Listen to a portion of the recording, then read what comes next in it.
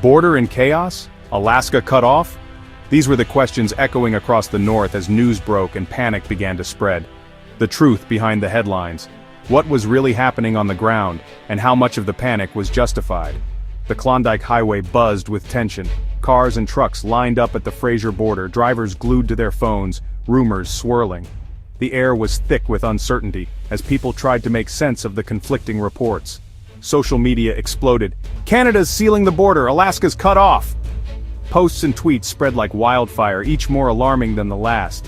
Panic spread, fueled by dramatic headlines and viral posts. Families checked fuel gauges, truckers scrambled for answers, and travelers wondered if they'd be stranded for days. Meanwhile, officials tried to calm the chaos, answering questions and clarifying the situation as best they could. But was Alaska really being isolated? On the ground, border agents were calm, repeating over and over that the border is open and travel is still possible. Yet fear was real. Travelers turned back, plans upended by online misinformation. Some families abandoned trips, convinced by rumors that simply weren't true. The gap between online panic and reality was huge. While the internet buzzed with anxiety, the border itself remained mostly unchanged. The real story? Not a closed border, but a tangle of rumors and misunderstood policies. Confusion reigned, not because of actual events, but because of how quickly misinformation spread. The truth was less dramatic, rooted in regional economics and politics, not a sudden shutdown.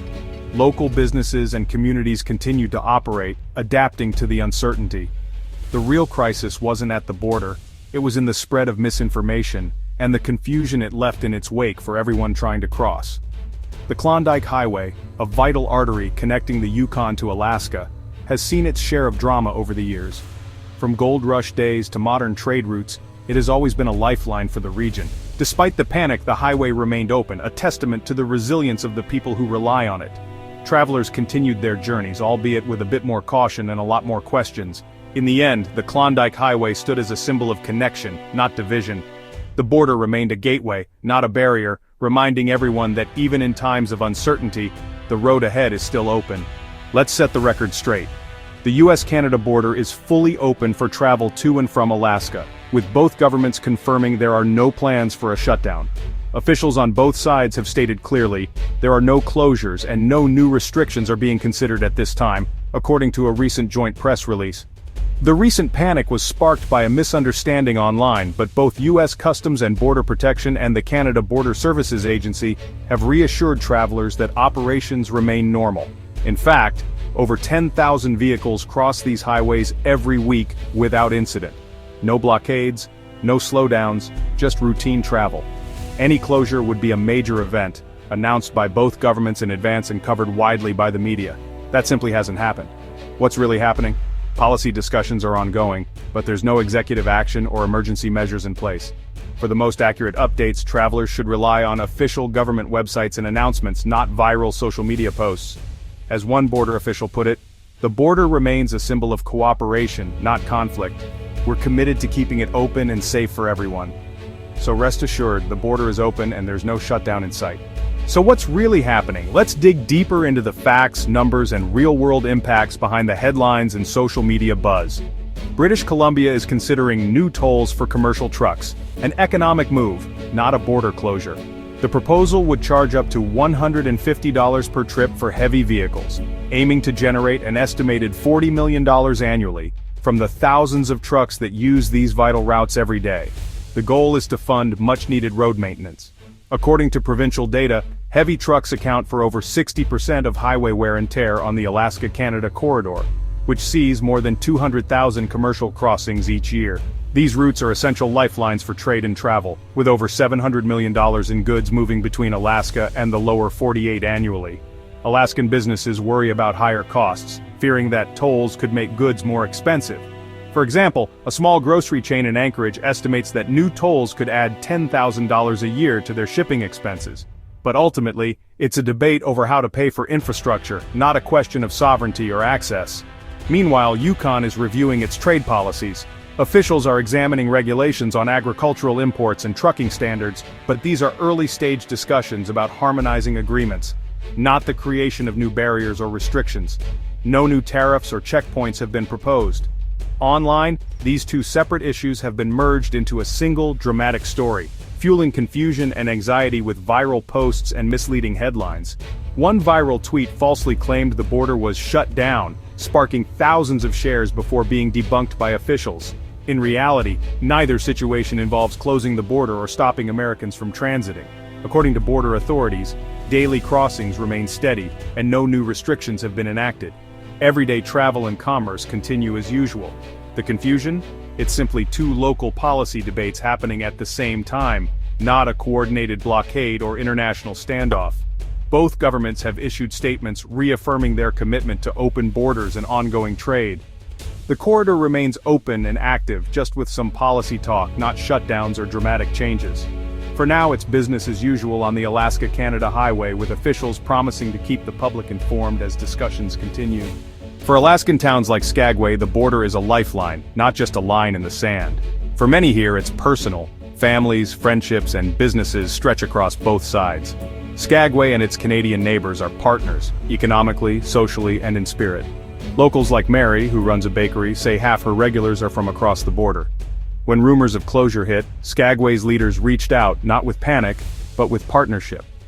Residents like Tom, a lifelong fisherman, organized town hall meetings to keep everyone informed. Joint statements reassured both sides, officials and everyday people alike, that the border and their friendship remain strong.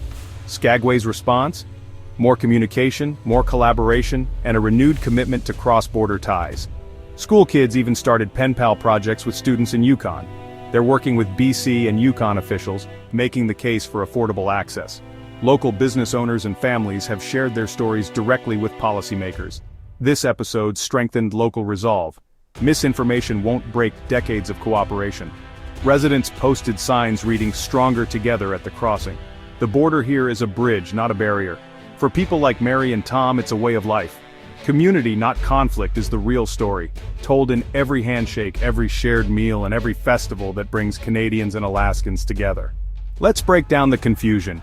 Rumors swirled that President Trump had warned Canada about the border, causing anxiety and speculation on both sides.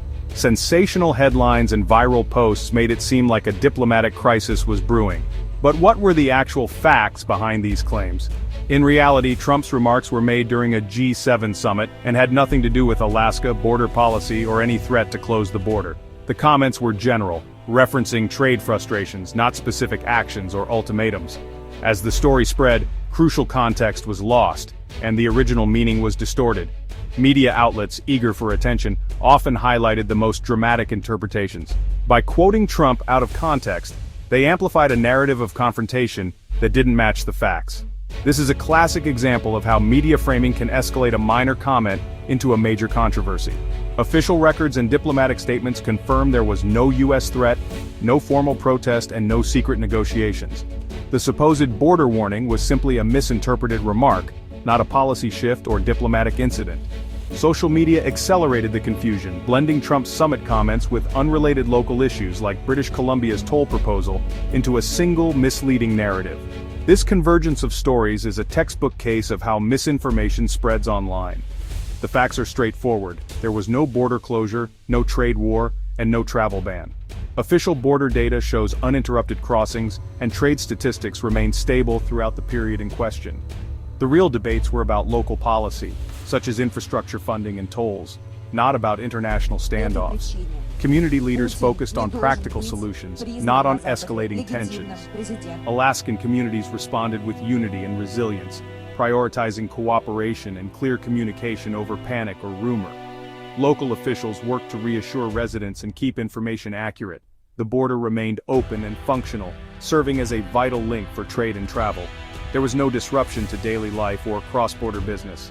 Ultimately, the real casualty was the truth, buried beneath layers of misreporting and viral speculation. This episode highlights the importance of verifying facts and understanding context before jumping to conclusions. To truly understand the present, we need to look to the past. The Canada-Alaska border, stretching over 1,500 miles through rugged wilderness, didn't just appear overnight. Its story began in the 19th century, long before highways or headlines. Back in 1825, the first lines were drawn, literally, when Britain and Russia signed the Treaty of St. Petersburg. This agreement set out rough boundaries between Russian America, which would later become Alaska, and British North America. But these lines were vague, often mapped on paper rather than on the ground. Fast forward to 1867. The United States purchased Alaska from Russia, inheriting not just the land, but also the ambiguities. For years, the exact border remained a matter of interpretation. Tensions flared during the Klondike gold rush, as thousands of hopeful miners poured north, and the need for a clear border became urgent. In 1903, an international tribunal, known as the Alaska Boundary Tribunal, finally settled the dispute. Their decision established today's border, carving it through mountains, forests, and rivers. Survey teams braved harsh conditions to mark the line, leaving behind stone cairns and iron posts that still stand today. Since then, the border has been a symbol of cooperation more than conflict. Treaties like the 1985 Pacific Salmon Treaty and joint efforts to manage wildlife and protect the environment show how neighbors can work together across boundaries. Understanding this history reminds us, the Canada-Alaska border isn't just a line on a map, it's the result of centuries of negotiation, compromise, and cooperation. When modern rumors or disputes arise, they happen against a backdrop of decades of peaceful partnership, a legacy that continues to shape life in the North. So, what does the future hold for the Canada-Alaska border?